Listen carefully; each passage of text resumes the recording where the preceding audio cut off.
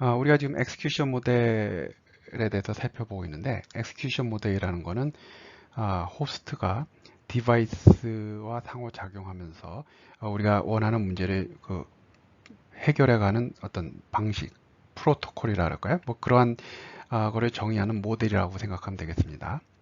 그러면은 호스트가 해야 되는 일 중에 아주 중요한 것 중에 하나가 이제 그 커널을 구동하는 거잖아요. 커널을 프로그램을 수행시키는 거.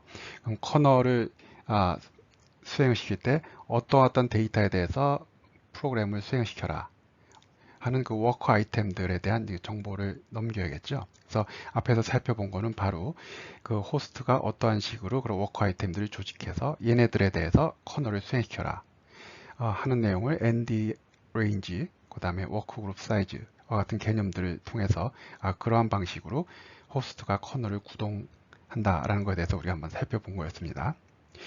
전반적으로 이제 그 호스트가 디바이스와 이제 상호작용하기 위해서는 호스트 쪽에서 컨텍스트라는 정보를 이제 유지를 하게 돼요. 그래서 컨텍스트라는 건 여러분들 잘 알다시피 뭐 소프트웨어나 하드웨어 시스템이 뭐 어떤 진행이 되면서 거기에 필요한 정보들을 다 모아놓은 그러한 어떤 정보 데이터 저장소라 그럴까요? 뭐 그렇게 얘기할 수 있잖아요. 마찬가지로 오픈CL도 호스트가 그 디바이스를 활용해서 원하는 목적을 달성하기 위해서 필요한 정보를 한 곳에다 모아놓게 됩니다. 바로 그게 이제 그 컨텍스트가 되는 거예요. 오픈CL 컨텍스트가 됩니다. 이거는 호스트 쪽에서 생성해서 관리를 하게 됩니다. 그 여기 뭐 이제 호스트라는 게 뭐 커널 수행을 위한 뭐 위해서 뭐 서로 상호작용하고 동기화도 하고 뭐 관련된 메모리들도 관리하는 그런 어떤 추상적인 환경 즉 이라고 이렇게 돼 있는데 뭐 우리가 보통 알고 있는 그 컨텍스트가 돼요. 그래서 이 컨텍스트는 사실 그 플랫폼 레이어보다는 더 한 단계 내려온 구체적으로 내려온 정보라고 생각하면 되겠죠. 뭐 예를 들어서 이제 내가 사용하려는 컴퓨터 시스템이 뭐 인텔 CPU를 사용하고 그다음에 뭐 엔비디아 GPU를 사용한다. 근데 엔비디아 GPU는 두 개다. 해서 이제 시스템이 딱 결정되면 그거에 이제 특화된 벤더에서 제공하는 런타임이 있을 거잖아요. 그래서 그럼 그 런타임 안에서 바로 이 컨텍스트가 이제 그 실제 사용하는 그 호스트와 디바이스의 캐퍼빌리티에 기반을 둔 최적화된 그런 이제 컨텍스트가 정의가 되고 이제 사용이 될 겁니다. 그래서 여기 보면 이제 이 런타임 그 컨텍스트에는 여러 가지 정보들이 이제 저장이 될 텐데 여기 그림에 보면은 뭐 프로그램, 커널, 메모리, 그다음에 커맨드 큐 이러한 정보들도 컨텍스트가 관리하고요. 그 다음에 당연히 디바이스에 관련된 정보들도 이제 관리가 될 겁니다. 그래서 우리가 그럼 왜 그 컨텍스트는 이러한 정보들을 저장을 하고 저장을 할까? 왜 이러한 정보들을 컨텍스트에 저장을 해야 될까 하는 거에 대해서 잠깐 보겠습니다. 컨텍스트를 사용하는 목적이 뭐냐면 호스트가 그 디바이스를 최적으로 활용해서 최고의 성능을 내는 병렬 프로그램이 수행이 될 수 있도록 하는데 필요한 우리 원하는 게 그거잖아요. 그런 거에 필요한 정보들을 모아놓은 거예요. 그럼 어떤 컨텍스트의 구성 요소가 있는가 보면은 뭐 여기 보면 이제 프로그램 오브젝트. 프로그램 오브젝트는 이제 여러분들이 작성한 소스 코드. 어떤 소스 코드냐면은 커널에서 작동하는 오픈C의 C 또는 C++ 랭귀지로 작성한 커널 프로그램을 작성한 소스 코드예요. 그럼 당연히 호스트가 여러분들이 텍스트로 작성한 정보를 가지고 있어야겠죠. 호스트가 야, 이런 프로그램, 이런 프로그램, 이런 프로그램 A, 프로그램 B, 프로그램 B를 커널에서 돌려라 하고 여러분들이 작성하면 그 소스 코드를 호스트가 관리를 하겠죠. 그다음 이제 커널이라는 건 뭐냐면은 이 여러분들이 소스로 작성한 이 프로그램을 이제 컴파일하고 링크하고 다 해서 엑스큐터블 형태로 만들어서 커널에서 이제 수행시킬 수 있는 형태로 간 오픈쉘 펑션. 그 커널에서 이제 수행시킬 수 있는 형태까지 간 오픈CL 펑션들. 즉 커널 프로그램이죠. 글자 그대로 커널 프로그램이죠. 당연히 뭐 이거는 컨텍스트에서 관리를 해야겠죠. 그다음에 이제 메모리 오브젝트. 메모리 오브젝트도 알아야겠죠. 즉 호스트에서 디바이스의 메모리에 대한 정보가 있어야 되겠죠. 그래야만 디바이스에서 실제로 이제 계산은 디바이스에서 일어나니까 디바이스에서 메모리를 알로케이션하고 거기서 이제 계산이 일어나는데 그 디바이스에서 사용할 그 메모리 영역에 대한 정보를 당연히 호스트 쪽에서 알아야죠. 그래서 그래야만 그쪽으로 데이터도 트랜스퍼해지고 또 거꾸로 갖고 오고요. 그래서 그런 메모리에 대한 메모리 오브젝트에 대한 정보도 있고요. 그다음에 이제 커맨드 큐. 커맨드 큐는 이제 우리가 지금 보고 있는 컨텍스트와 함께 아주 중요한 이제 그 개념이고, 그리고 이제 우리가 효율적인 GPU 프로그래밍을 하기 위해서는 커맨드 큐를 이제 잘 활용을 해야 되는데, 커맨드 큐는 이제 호스트가 커널한테 이런 일을 해라, 저런 일을 해라, 이런 일을 해라, 저런 일을 해라, 이렇게 명령을 내릴 때 그 명령이 그 호스트에서 디바이스로 전달되는 통로예요. 그게 이제 커맨드 큐죠.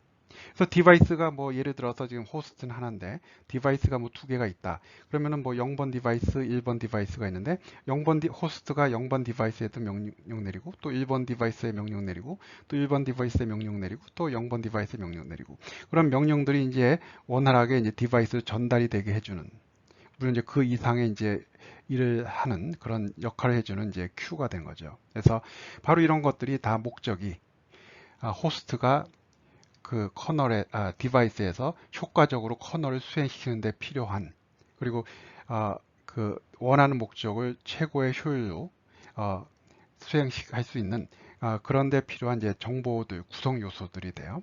그리고 당연히 가까이 디바이스는 뭐 우리가 GPU를 생각하고 있지만 뭐 CPU도 디바이스로 볼 수가 있는 거니까요. 그래서 컨텍스트에서는 이런 디바이스에 대한 정보도 관리를 하게 됩니다. 그래서 컨텍스트는 다시 요약을 하면 호스트에서 생성해서 관리를 하고요. 그 목적은 뭐냐면 호스트가 그 디바이스를 활용해서 원하는 목적을 달성하는데 필요한 정보들을 저장하고 있는 데이터 저장소라고 생각하면 되겠습니다.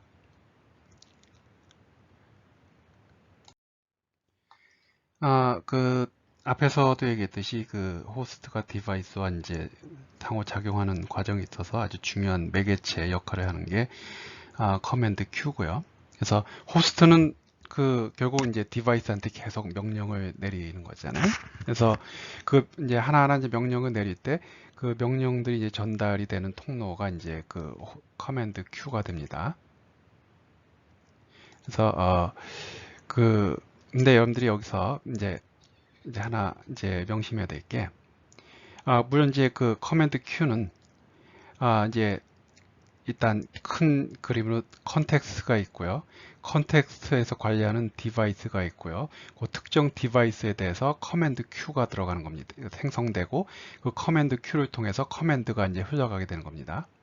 근데 여기 보면은 이제 호스트와 디바이스 사이에 이제 호스트가 계속 뭐 이 명령 내리고 그다음에 이 명령 내리고 이거 내리고 이 명령 내리고 이거 내리고 이거 내리고 호스트가 계속 이제 명령을 내리면 이제 그것들이 이제 큐를 통해서 디바이스로 전달이 되는데 이제 중요한 개념 중에 하나가 그 호스트와 디바이스 간에는 어싱크로너스하다, 비동기화하다라는 이제 개념입니다.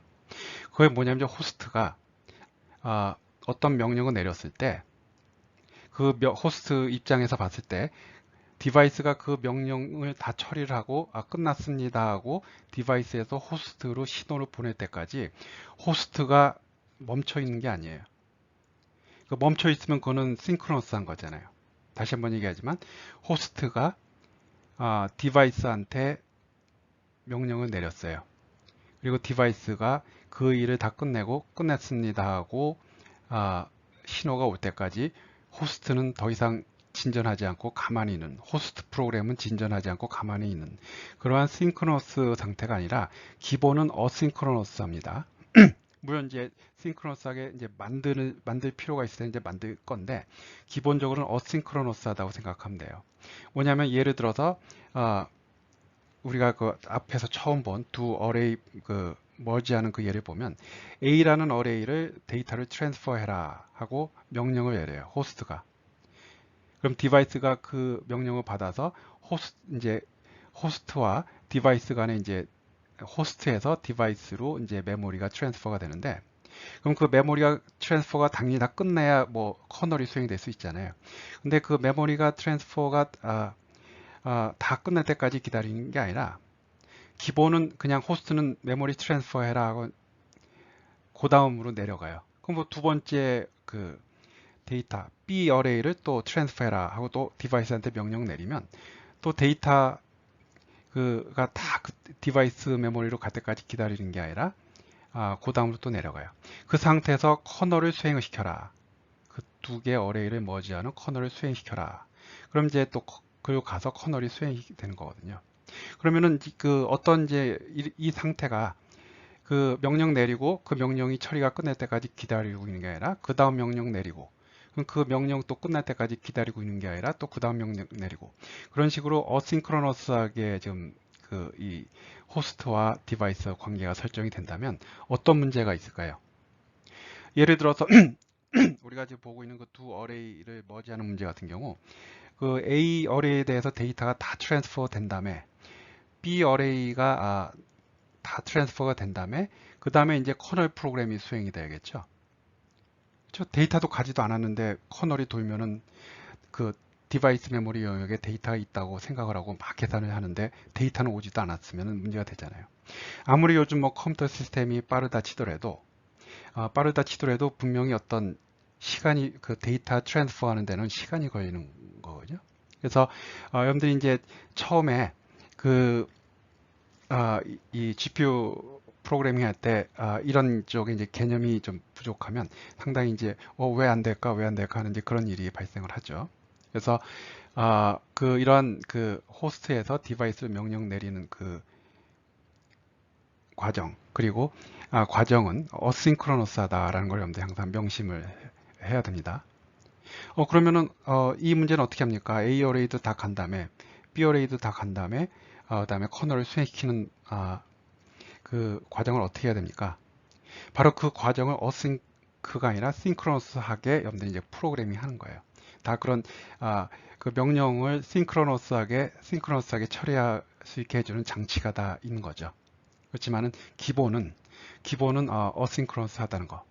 그러니까 그 여러분들이 C에서 일반적으로 그 CPU에서 C 프로그램 하듯이 데이터 카피하고 프로그램 수행시켜라 하면 되는 그런 구조는 아니라는 거예요. 데이터 보내라, 커널 수행시켜라 했을 때 커널이 막 돌기 시작하는데 데이터는 안 왔을 수도 있는 그런 상황이 발생할 수도 있다라는 그거를 여러분들이 잘 이제 그 이해를 해야 됩니다. 그리고 이제 내가 싱크로너스하게 해야 되는 부분에 대해서는 뭔가 여러분들이 이제 호스트 쪽에서 이제 프로그래밍을 통해서 그거를 이제 싱크로너스하게 작동하게 하면 되는 거예요. 그 다음에 이제 또 하나 이제 큐에 대해서 일단은 여러분들은 뭐 요 in 오더라는 걸 생각하면 되겠지만 이 커맨드 큐라는 것에 대해서는 여러분들이 하나하나 그 명령을 내릴 때 그 순서대로 들어온 순서대로 그 디폴트는 수행된다고 생각하면 돼요. 무슨 얘기냐면은 1번 커맨드, 2번 커맨드, 3번 커맨드, 4번 커맨드, 5번 커맨드. 즉 1번 커맨드 다 끝난 다음에 2번 커맨드 다 끝난 다음에 3번 커맨드, 그런 식으로 in order라고 생각할 수 있는데 내가 커맨드 큐를 만들 때 in order, out order도 이렇게 허용할 수가 있어요. 왜? 프로그램의 효율을 위해서.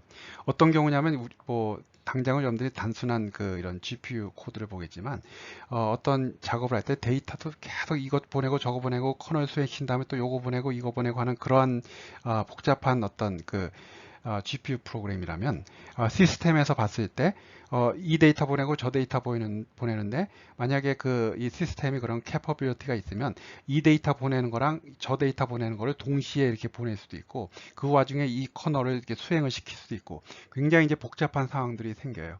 그럴 때는 그 데이터를 보내는 작업이 끝나지 않아도 다른 게 먼저 들어와서 그 작업이 끝날 수도 있거든요. 다른 커맨드가 끝날 수가 있어요. 그래서 그러한 경우를 이제 out of order라고 하는데, 즉 여러분들이 집어넣은 순서대로 시작해서 끝나는 게 아니라 큐에는 그렇게 들어왔지만 늦게 들어온 게 먼저 끝날 수도 있고 뭐 그러한 상황이 생길 수도 있는 상황에 이제 out of order에 해당합니다. 그래서 지금 여기까지 얘기하면 여러분들이 너무 혼란스러울 것 같아서 우리는 지금 in order를 이제 생각을 할 건데 이 디폴트는 in order니까요. 이제 들어온 순서대로 시작해서 끝나고 하는 이제 그런 거니까요. 그렇지만 여러분들이 커맨드 큐라는 건 여러분들이 나중에 이제 혹시 GPU 프로그래밍 할 때 고급 수준으로 올라가면 다시 이런 거를 잘 활용을 할 수 있어야 돼요. 최소한 이해를 하고 활용을 할 수 있어야 됩니다. 그래서 오픈CL 같은 경우는 보니까 이 커맨드 큐를 생성할 때 이런 out of order execution을 허용을 할 건지를 이제 선택을 할 수가 있어요. 그리고 그 큐라는 거는 꼭 하나만 만드는 게 아니라 두 개 이상의 큐도 만들 수 있어요. 커맨드 큐를. 그러니까 그것도 이제 어떤 고급 수준으로 올라가면 이제 어떤 여러 가지를 좀 유용하게 가급적 시스템을 최적으로 활용하기 위해서 이렇게 할 수도 있는데 일단은 그럴 수도 있구나 하는 거를 여러분들이 한번 잘 생각해 보기 바랍니다. 그 다음에 이제 커맨드 큐는 이제 호스트에서 커맨드를 내렸을 때 디바이스로 전달이 돼서 수행이 되는 그 명령어인데 그럼 오픈CL 관점에서 커맨드는 어떤 게 있는가? 즉 호스트에서 디바이스로 어떤 부류의 그 커맨드들을 이렇게 명령을 내릴 수 있을까? 첫 번째가 뭐 당연히 커널 수행시키는 명령어, 그죠? 커널을 수행시켜라 하는 명령어. 그 다음에 그 또 계속 얘기하지만 메모리 오퍼레이션.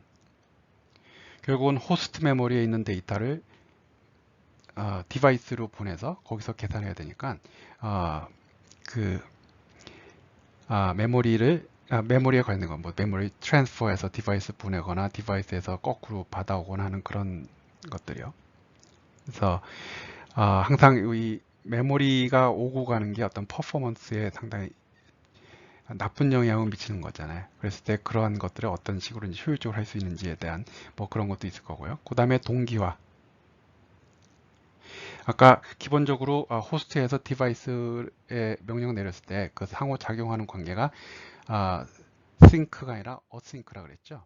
근데 필요에 따라서는 싱크로나이제이션을 해야 될 상황들이 반드시 있고요.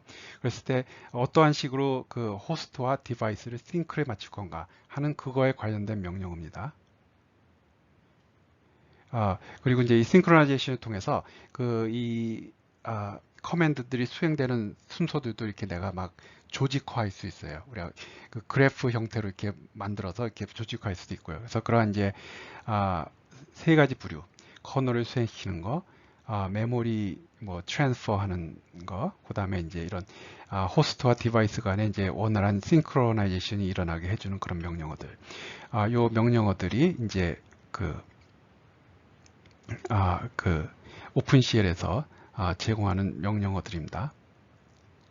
그리고 이제 이 커널 execution과 메모리 오퍼레이션에 관련된 명령어들은 이제 CAINQ 함수로 이제 CAINQ 뭐뭐뭐뭐 이런 식으로 이제 여러분들이 호출을 할 수가 있게 됩니다.